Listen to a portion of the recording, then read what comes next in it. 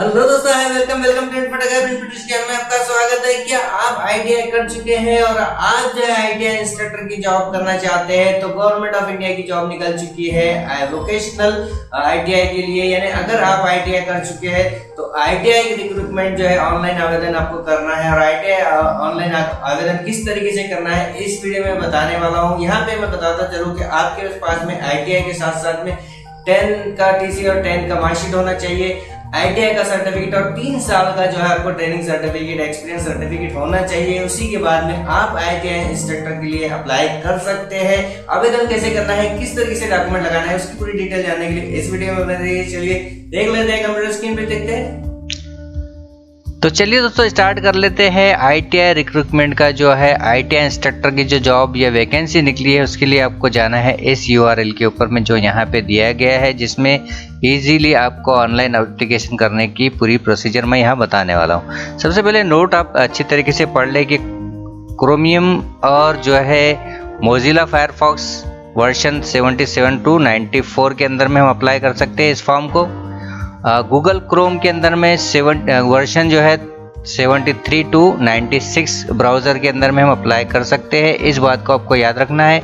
अगर आप Windows user नहीं है तो आप अगर एप्पल मोबाइल या फिर आईओएस ऑपरेटिंग सिस्टम पे वर्क करते हैं तो आपको जो है एंड्रॉयड पे काम करते हैं या फिर आईओएस काम करते हैं तो वहाँ पे भी आपको जो है ब्राउज़र की डेफिनेशन यहाँ पे दी गई है। वर्जन 4.0 के अंदर में हमको भरना है जो मोजिला जो एप्पल ऑपरेटिंग सिस्टम या एंड्रॉयड ऑपरेटिंग सिस्टम पे हम वर्क कर रहे हैं। iOS में अगर हम वर्क कर रहे हैं तो iOS के अंदर में जो है ओपेरा ब्राउज़र की जो वर्जन है वो 9 होना या उससे ज़्यादा होना ज़रूरी है। और फील्ड सारी मार्क जहाँ पे आपको स्टार रेड कलर का दिख रहा है उसे आपको फिलअप करना ज़रूरी है। इस पॉइंट को आप याद रखें। अब हम आगे बढ़ते हैं तो यहाँ पे एक इंस्ट्रक्शन आती है। इस इंस्ट्रक्शन को आपको केयरफुली पढ़ना है कि जो भी आप फॉर्म भरेंगे तो डेट ऑफिशियल डेट के हिसाब से आपको अप्लाई करना है।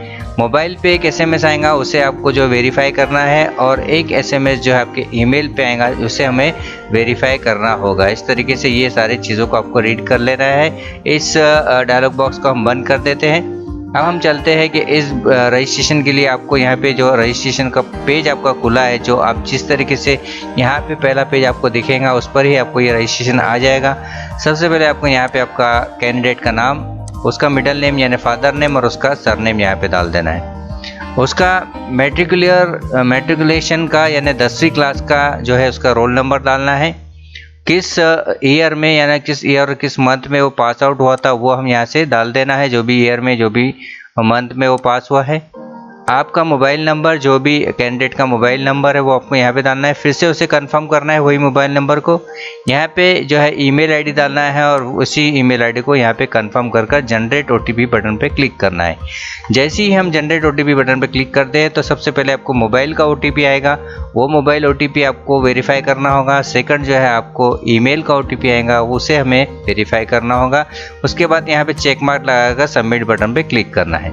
जब तक हम फॉर्म फिलअप नहीं करते हैं तो यहाँ पे आपको बताता है please enter the candidate first name, यानी आपको कैंडिडेट की डिटेल डालना ज़रूरी है। इस बात को आपको याद रखना है। तो चलिए देख लेते हैं आगे फॉर्म किस तरीके से है। यहाँ पे स्टेप बाय स्टेप बताया गया है कि सबसे पहले रजिस्ट्रेशन करना है। रजिस्ट्रेशन करने के बाद आपका मोबाइल नंबर, ये जो भी आपका ईमेल आईडी है, ये एक रजिस्ट्रेशन कोड आपको आएगा जिसे हम बोलते हैं लॉगिन आईडी, उस पर हमें क्लिक करना है। और लॉगिन आईडी आने के बाद में जो है यहाँ पे आप लॉगिन आईडी डालेंगे, यहाँ पे पासवर्ड डालेंगे और यहाँ पे जो है आपका कैप्चा कोड आपको जो दिखाई दे रहा है इस पर क्लिक कर लॉगिन पे क्लिक कर देंगे। जैसे हम इससे लॉगिन पे क्लिक करेंगे तो पूरा फॉर्म जिस तरीके से जनरल फॉर्म होता है वो इसके अंदर में मिलेगा। एग्जाम्पल के तौर पे पर्सनल डिटेल, एजुकेशन डिटेल, उसके बाद में आपका एड्रेस, उसके बाद आपका जो भी क्वालिफिकेशन डिटेल है, उसके बाद एक्सपीरियंस डिटेल आपको ऐड करनी है। वो सारी चीज़ें फिलअप करके यहाँ पे मैं बताने वाला नहीं हूँ, आपको फास्ट फॉरवर्ड में वो वीडियो बताऊँगा। क्योंकि यहाँ पे होता ये है कि हम किसी की इन्फॉर्मेशन शेयर करते हैं तो उसका मिसयूज़ भी हो जाता है। तो वो यहाँ पे मैं फास्ट फॉरवर्ड में बताऊँगा किस तरीके से आपको अप्लाई करना है। और उसके बाद में डॉक्यूमेंट अपलोड करने हैं। डॉक्यूमेंट अपलोड करने के बाद में सबमिट बटन पे क्लिक करना है। उस तरीके से आपका एक फॉर्म जनरेट हो जाएगा। तो चलिए देखते हैं आगे फॉर्म किस तरीके से है।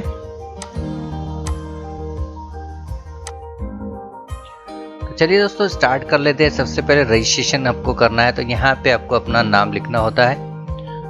उसके बाद में फादर, नेम, उसके बाद सरनेम, ये सारी डिटेल आपको डालने हैं। उसके बाद में आपको जो है उसके अंदर में आपका डेट ऑफ बर्थ आपका डाल देना होता है।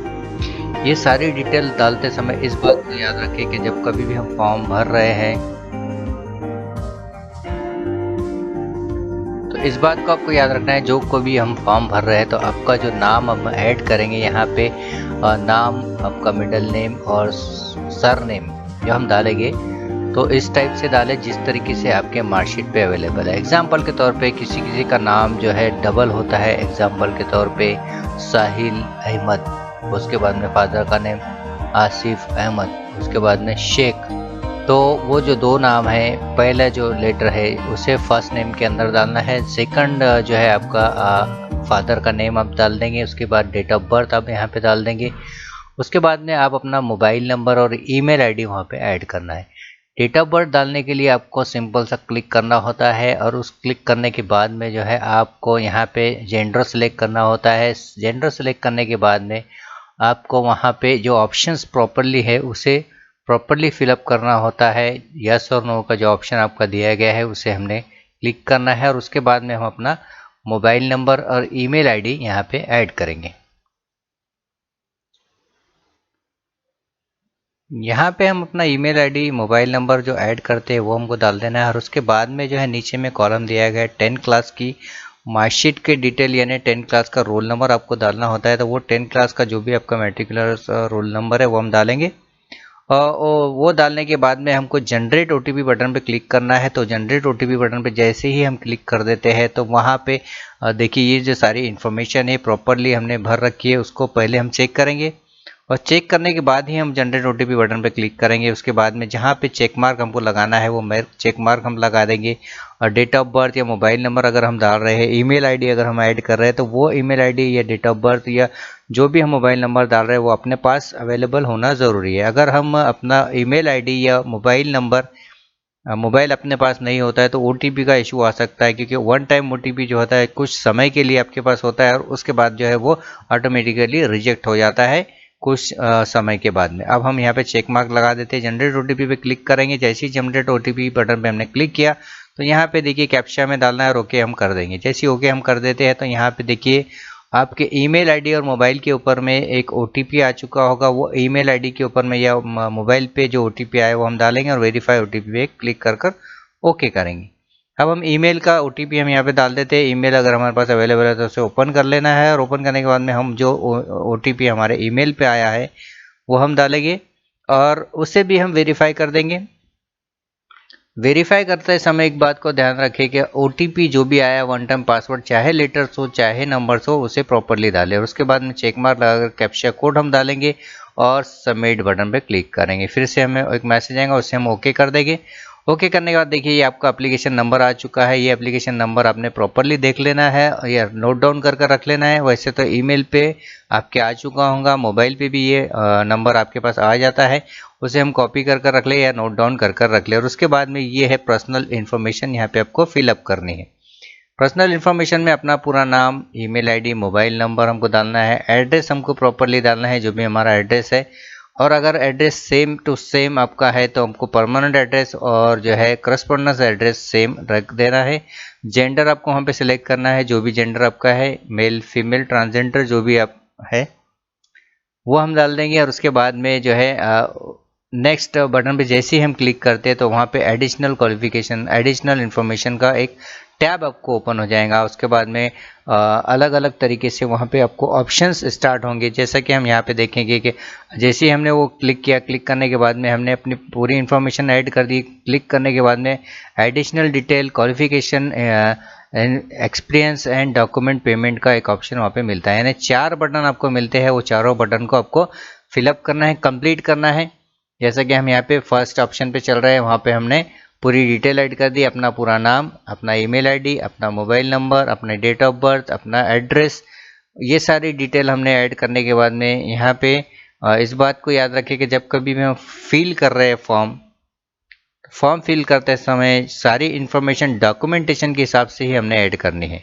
एग्जाम्पल के तौर पे आधार पे डेट ऑफ बर्थ अलग है या आधार पे नाम AEI है और कहीं पे AIE है, तो उसे उसी तरीके से प्रॉपरली फिलअप करना है। अब हम यहाँ पे एड्रेस डाल देंगे और एड्रेस डालने के बाद में नेक्स्ट बटन पे जब हम क्लिक करेंगे तो एडिशनल इन्फॉर्मेशन का एक आपको बटन मिलेगा जिससे हम बोलते हैं एडिशनल डिटेल। एड्रेस हमारा सेम करस्पॉन्डेंस और परमानेंट एड्रेस है तो इस चेक मार्क लगा देंगे और नेक्स्ट बटन पे क्लिक करेंगे, ओके करेंगे। जैसे हमने ओके किया तो यहाँ पे देखिए ये आपकी एडिशनल इन्फॉर्मेशन आ चुकी है, एडिशनल डिटेल आ चुकी है। अब वो एडिशनल डिटेल के अंदर में आपको सारी डिटेल फिलअप कर देनी है। एग्जाम्पल के तौर पे आप ऑर्फन है, मम्मी पापा नहीं है, फ्रीडम फाइटर आपके यहाँ पे कोई है, या फिर किसी तरीके का क्रिमिनल रिकॉर्ड है, क्रिमिनल कोई टाइप है, या फिर कोई एक कोर्ट का कोई केस है, वो सारी जो डिटेल वहाँ पे दी गई है उससे हमने क्लिक करना है। Mark on the visible identification अगर वहाँ पे है, यानी किसी तरीके का मार्क आपके अंदर है, जैसा कि मोल on hand, mole on right hand, जिस तरीके से भी जो भी मार्क है, फेस पे कोई मार्क है तो वो हम वहाँ पे डाल देंगे। और वो मार्क डालने के बाद में नीचे जो इन्फॉर्मेशन दी गई है, जैसा कि वहाँ पे है वह पैन कार्ड आपके पास अवेलेबल है तो पैन कार्ड की डिटेल हम डालेंगे। उसके बाद आधार कार्ड आपके पास अवेलेबल है तो आधार कार्ड की डिटेल। उसके बाद में ड्राइविंग लाइसेंस आपके पास है तो ड्राइविंग लाइसेंस की डिटेल आपको वहाँ पे ऐड करनी होती है, यानी सारी इन्फॉर्मेशन आपको 1 बाय 1 डालनी। तो यहाँ पे हमें डालना है आपके पैन कार्ड की डिटेल, आधार कार्ड की डिटेल, पासपोर्ट अगर आपके पास अवेलेबल है तो पासपोर्ट की डिटेल, जो भी आपकी लीगल डॉक्यूमेंट होते हैं आइडेंटिफिकेशन के लिए वो सारे डॉक्यूमेंट का यहाँ पे डिटेल दिया गया है। अगर पैन कार्ड अवेलेबल है तो यस करें, नहीं है तो नो बटन पे क्लिक करें। आधार अवेलेबल है तो यस करें, वोटर आईडी अगर आपके पास अवेलेबल है तो यस करें, नहीं है तो नो बटन पे क्लिक करें। पासपोर्ट अगर अवेलेबल है तो यस करें, नहीं है तो नो बटन पे क्लिक करें। जब हम यस करते हैं तो उसकी डिटेल को फिलअप करना हमारे लिए मैंडेटरी होता है, जरूरी होता है। वो सारी डिटेल हमको यहाँ पे डाल देनी है और फिर नेक्स्ट बटन पे क्लिक करेंगे। तो नेक्स्ट बटन पे जैसे ही हम क्लिक कर देते हैं तो क्लिक करने के बाद में आपको आता है क्वालिफिकेशन एंड एक्सपीरियंस का एक बटन यानी ऑप्शन, वहां पे आपको वो डिटेल ऐड करनी है। एग्जाम्पल के तौर पे हमने क्वालिफिकेशन के अंदर में 10 क्लास की डिटेल ऐड करनी है, ITI की डिटेल ऐड करनी है। उसके साथ साथ में अगर आपके पास में वर्क एक्सपीरियंस है तो आपको एक्सपीरियंस की डिटेल भी ऐड करनी होगी। अगर आपके पास में एक्सपीरियंस नहीं है तो नो बटन पे हमने क्लिक कर देना है। लेकिन इस फॉर्म के अंदर में मैंडेटरी है कि एक्सपीरियंस 1 से 3 ईयर का एक्सपीरियंस का होना ज़रूरी है। अदरवाइज जो आप फॉर्म फिलअप करते हैं तो ये फॉर्म आपके लिए हो सकता है कि नहीं पास हो या फिर आपको जो बेनिफिट मिलने वाला है वो ना मिले। तो इसीलिए आपको याद रखना है कि आपके पास में एक्सपीरियंस का होना ज़रूरी है। फॉर्म भरते समय इस बात को याद रखें कि एक्सपीरियंस सर्टिफिकेट आपको लगाना है 3 साल का। अगर आपके पास एक्सपीरियंस है तो वो उस कंपनी या उस ऑर्गेनाइजेशन या फिर उस जगह का आपको एक्सपीरियंस सर्टिफिकेट लगाना है। किस दिन हमने ज्वाइन किया था, कब तक हमने ज्वाइन वहाँ पे अवेलेबल थे, वो सारी डिटेल और एक एक्सपीरियंस सर्टिफिकेट वहाँ पे हम लगा देंगे। ये सारी डिटेल हमको लगाने के बाद ही जो है आपको आगे फॉर्म के लिए अप्लाई करना है। अदरवाइज जो है आप इसके लिए एलिजिबल नहीं हो पाएंगे। 10 क्लास की मार्कशीट हमको वहाँ पे लगानी है, 10 क्लास की डिटेल वहाँ पे ऐड करनी है। आपके बाद में सर्टिफिकेशन के अंदर में अगर आपका ग्रेजुएशन हो चुका है तो वो आपको डालना है। अगर आपके पास ग्रेजुएशन नहीं हुआ है तो वो आपको नहीं डालना है। उसके बाद में सर्टिफिकेशन या फिर डिग्री या डिप्लोमा कोर्स है तो उसकी डिटेल आपको वहाँ पे डाल देनी है। अब ये सारी डिटेल ऐड करने के बाद में नेक्स्ट बटन पे आपको क्लिक करना है, क्योंकि नेक्स्ट बटन पे क्लिक करने के बाद ही जो है आपके ऑप्शन आएंगे। अगर आप टर्नर, फिटर, वेल्डर या किसी भी तरीके का ITI का आपका डिप्लोमा हो रखा है तो वो डिटेल आपको वहाँ पे डालनी है। उसके बाद में लास्ट ऑप्शन पे आपको मिलता है सर्टिफिकेट नंबर 1, 2, 3 जो ऑप्शन आपको वहाँ पे मिल रहा है वो इसलिए है कि क्या आपके पास में अदर सर्टिफिकेट भी है वो डालना है। एक्सपीरियंस के अंदर में कहाँ से कहाँ तक की हमने ट्रेनिंग ले रखी थी, ट्रेनिंग एक्सपीरियंस की डिटेल आपको डालनी है। अगर एक्सपीरियंस नहीं है तो ट्रेनिंग आपके पास में है कहीं का तो वो चीज़ें आपको वहाँ पे ऐड करनी है। नेक्स्ट ऑप्शन आपको वहाँ पे जो मिलता है वो होता है डॉक्यूमेंट एंड पेमेंट का, जहाँ पे आपको डॉक्यूमेंट और पेमेंट अपलोड करनी है, डॉक्यूमेंट की डिटेल वहाँ पे डालनी है।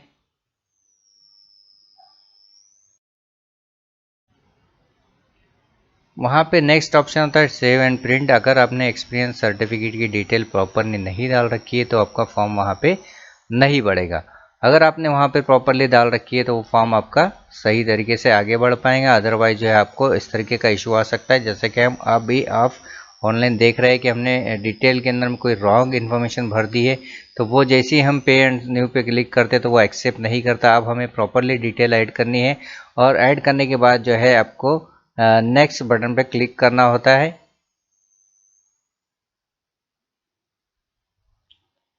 अब हम नेक्स्ट बटन पे क्लिक करें तो यहाँ पे देखिए ये चेक मार्क लगाने हैं, ये सारे डॉक्यूमेंट अपलोड करने हैं, 1 बाय 1 सारे डॉक्यूमेंट जो आपके पास अवेलेबल है वो अपलोड करेंगे और चेक मार्क यहाँ पे लगा देंगे और सेव एंड नेक्स्ट बटन पे क्लिक करेंगे।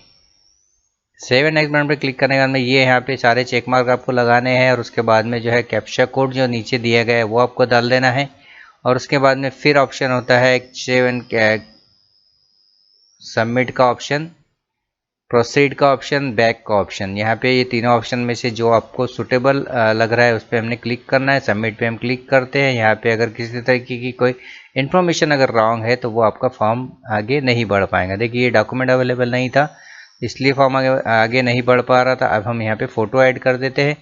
फ़ोटो का जो साइज़ है वो प्रॉपरली आप देखिए कि किस तरीके से फ़ोटो का साइज़ वहाँ पे दिया गया है वही फ़ोटो साइज़ वहाँ पे अपलोड करना है।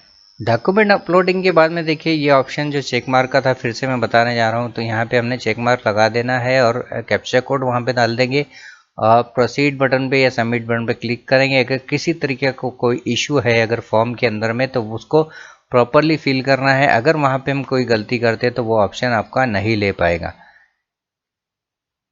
जैसा कि सेंटर एड्रेस हमने नहीं डाला था तो कहाँ पे आपको सेंटर चाहिए, सेंटर की डिटेल हम वहाँ पे डाल देंगे। वहाँ पे सेंटर के नाम दिए गए नागपुर, अकोला, अमरावती वगैरह जो दिए गए उसमें से हमने सेलेक्ट कर देना है और सेलेक्ट करने के बाद जो है आपको आगे का ऑप्शन सेलेक्ट करना है जो होता है पेमेंट का ऑप्शन। यानी हमने यहाँ पे डॉक्यूमेंट तो अपलोड कर रखा है। डॉक्यूमेंट के अंदर में इस बात को याद रखें कि डॉक्यूमेंट का जो साइज़ दिया गया है, फ़ोटो का जो साइज़ दिया गया है प्रॉपरली उसी टाइप से उसी साइज़ के अंदर में आपका फ़ोटो साइन होना ज़रूरी है। सेंटर जब हम सिलेक्ट करते हैं तो सेंटर फर्स्ट कौन सा हमको रखना है, सेकंड कौन सा आपको रखना है, उस चीज़ को आपको याद रखना है कि किस तरीके से आपको सेंटर सेलेक्ट करना है। कौन से सेंटर आपके पास अवेलेबल है, 3 सेंटर आपको सेलेक्ट करने होते हैं। उसके बाद में यहाँ पे चेक मार्क लगाना है, कैप्चा कोड और सबमिट बटन पे क्लिक करेंगे, ओके कर देंगे। कैप्चा कोड अगर गलत है तो फिर से हमें डाल देना है जो कैप्चा कोड नया आपको वहाँ पे जनरेट हो चुका है और सबमिट बटन पे क्लिक करेंगे। अब यहाँ पे हम प्रोसीड या सबमिट बटन पे जैसे क्लिक करते हैं तो आपका जो ऑप्शन है वो पेमेंट मोड पे चला जाएगा। यहाँ पे आपको पेमेंट करना होता है। किस बैंक से आपको पेमेंट करना है, किस टाइप से करना है, QR कोड के थ्रू करना है, नेट बैंकिंग करना है, UPI करना है या फिर आप जो है डेबिट कार्ड या क्रेडिट कार्ड से पेमेंट करना चाहते हैं वो ऑप्शन आपको वहाँ पे सेलेक्ट करना होता है। वो ऑप्शन हमने सेलेक्ट कर देना है। तो यहाँ पे हम UPI ले लेते हैं और ओके करेंगे। स्कैन जो है बारकोड पे हम क्लिक करेंगे और ये बारकोड के थ्रू जो भी हम स्कैनिंग करेंगे जैसा कि गूगल पे है, फ़ोन पे है, ये जिस भी तरीके का आपका UPI पेमेंट गेटवे आपके पास अवेलेबल है उसे हम स्कैन कर देंगे और स्कैन करने के बाद जैसे ही पेमेंट ट्रांसफ़र होगा तो कुछ समय के बाद मिनिमम 1 मिनट के अंदर में या मैक्सिमम 5 मिनट भी लग सकते हैं, इसमें आपका जो है फॉर्म पेमेंट गेटवे से जो है उस वेबसाइट पे ट्रांसफ़र होगा और उसके बाद जो है फॉर्म जनरेट हो जाएगा। और फॉर्म जनरेट होने के बाद जो है आपको वहाँ पे सारी डिटेल को ऐड आपका प्रिंट आउट का ऑप्शन आ चुका है जिसके अंदर में पेमेंट का स्लिप का ऑप्शन आएगा, उसके बाद में फॉर्म प्रिंट का ऑप्शन आएगा। ये सारे ऑप्शंस आपको वहाँ पे मिलेंगे। उसका प्रिंट आउट आप निकाल लेना है। प्रिंट आउट निकालने के बाद में उसका PDF भी अपने पास रख दे। तो दोस्तों वीडियो पसंद आया तो लाइक कर शेयर ज़रूर करें, सब्सक्राइब कर नोटिफिकेशन यानी बेल बटन को ज़रूर दबा दें ताकि आने वाले वीडियो का नोटिफिकेशन आपको आ सके। यानी बेल बटन दबाने से होता ये है कि जो भी वीडियो हम अपलोड करते हैं उसकी सारी डिटेल आपको मिल जाती है। तो thank you very much once again, thank you. Video पसंद आया तो कमेंट ज़रूर करें, कमेंट करना बिल्कुल ना भूलें क्योंकि आपके कमेंट से ही हमारे सारे वीडियोस डालने की मोटिवेशन बढ़ता है। Thank you once again, thank you.